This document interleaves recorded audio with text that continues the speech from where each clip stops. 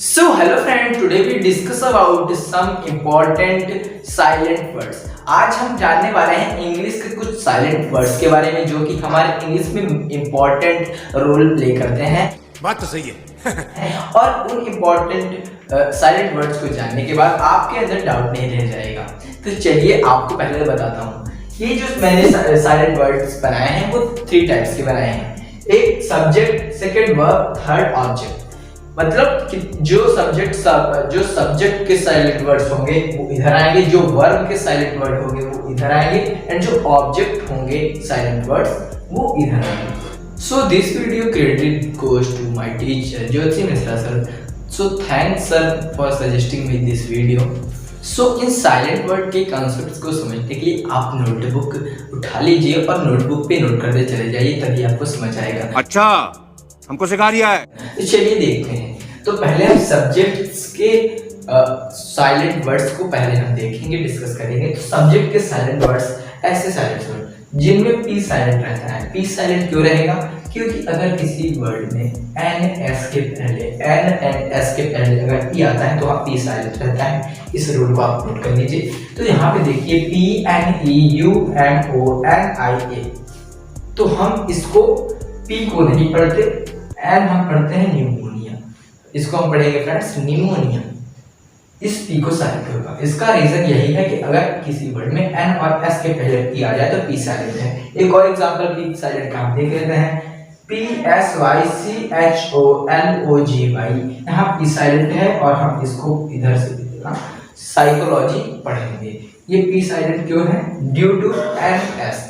N S के पहले अगर पी आएगा वर्ड में तो साइलेंट हो जाएगा। चलिए देखते हैं और कुछ सब्जेक्ट्स के साइलेंट वर्ड्स।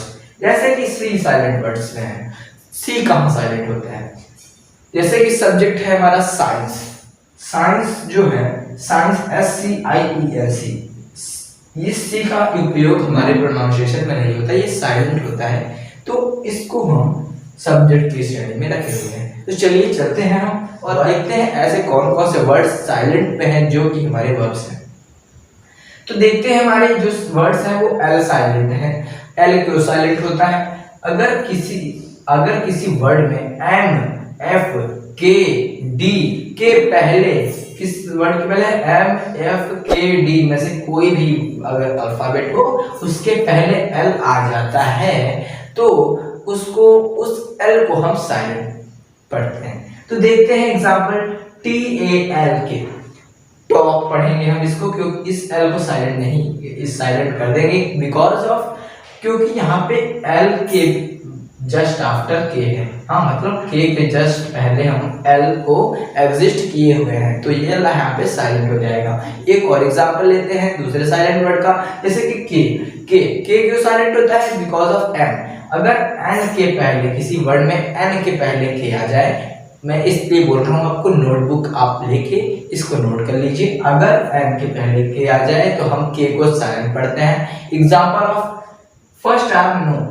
नो हम क्यों पढ़ेंगे इसको? के साइलेंट क्यों पढ़ेंगे हम? क्योंकि एन के पहले के आ रहा है, एन के पहले के आ रहा है तो KNOW हम इसको हिंदी प्रोनाउंसिएशन करते हैं नो। एक और एग्जांपल ले लेते हैं KNOCK नॉक। नॉक मतलब खटखटाना होता है फ्रेंड। तो नॉक, यहाँ पे के को हम नहीं पढ़ेंगे क्योंकि एन के पहले के आ रहा है तो के यहाँ साइलेंट हो जाएगा और नॉक को हम यहाँ पे प्रोनाउंशिएट करेंगे। चलिए और एग्जांपल देखते हैं GH साइलेंट वर्ड्स के बारे में। जहां पे GH साइलेंट रहता है ऐसे वर्ड्स, तो GH कहाँ साइलेंट रहेगा? इसका रूल ये होता है एंड, मतलब किसी वर्ड के एंड में, किसी वर्ड के एंड में अगर GH आए और या फिर GHT आए, क्या आए फ्रेंड्स? किसी वर्ड के एंड में GH आए या तो GHT आए तो हम GH को साइलेंट रखते हैं। देखिए एग्जांपल देख लेते हैं SIGH, इसका है SIGS, तो हम इस GH को नहीं पढ़ते, हम ओनली पढ़ते हैं शाई। यस फ्रेंड्स, शाई। एक दूसरा हमारा एग्जाम्पल है लाव। लाव, इस GH को हम नहीं पढ़ते फ्रेंड्स, इस LAU, इसका हम प्रोनाउंसिएशन करते हैं GH। क्यों नहीं पढ़ते? क्योंकि अगर वर्ड के एंड में GH या फिर GHT आता है तो हम GH को साइलेंट रखते हैं।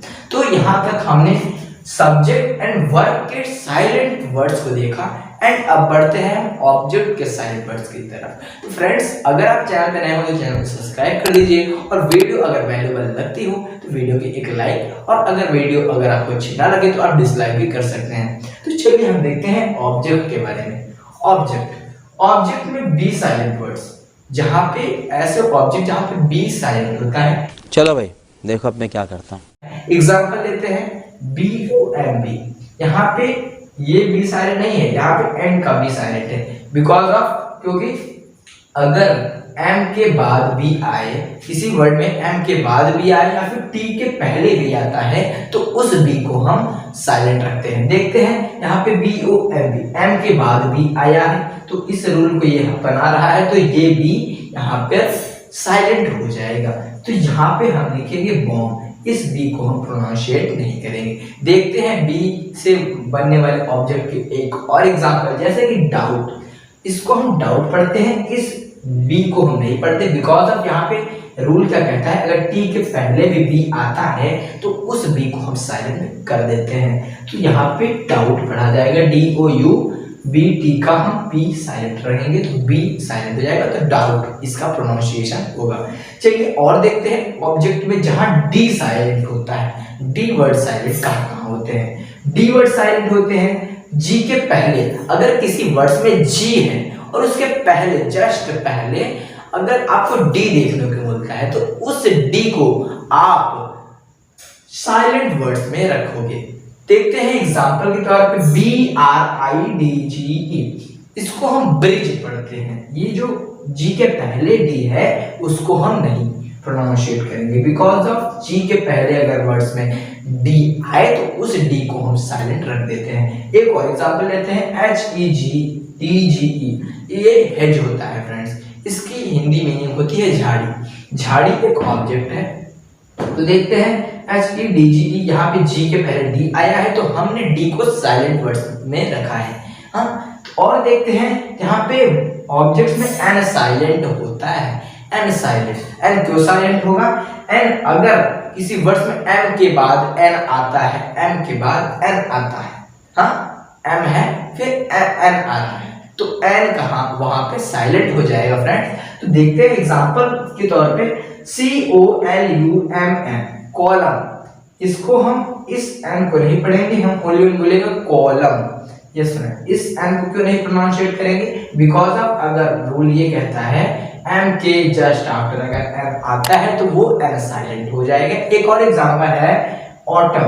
ऑटम पतझड़ का समय होता है तो उसे हम ऑटम कहते हैं।